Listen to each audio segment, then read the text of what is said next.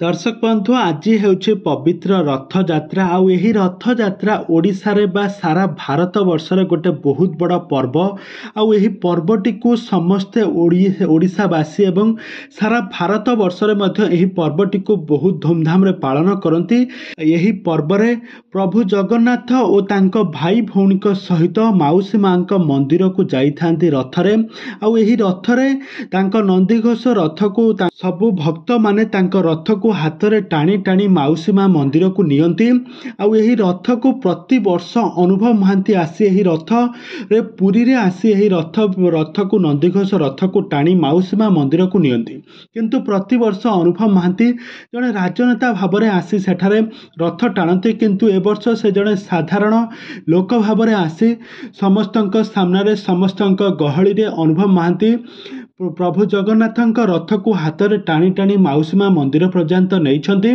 आ प्रतिवर्ष आपण मैंने देखिथिबे अनुभव महांती वर्षा प्रदर्शनी आउ तांका परिवार लोक मानक सहित आसी पुरी रे जगन्नाथଙ୍କ दर्शन करी प्रभु जगन्नाथଙ୍କ रथକୁ टाणी बहुत खुशी लाभ अनुभव करती, बहुत खुशी अछंती बोली से शेयर करती।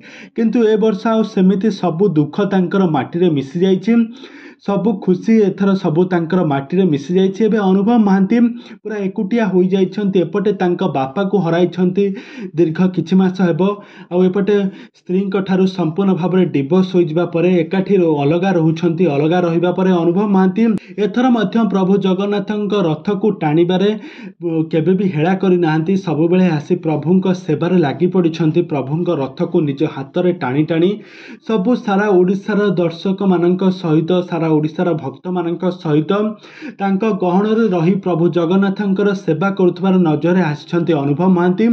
अनुभव महांती को आपण माने समस्त जानिथिबे। अनुभव महांती हॉलीवुड रा जन सुपरस्टार।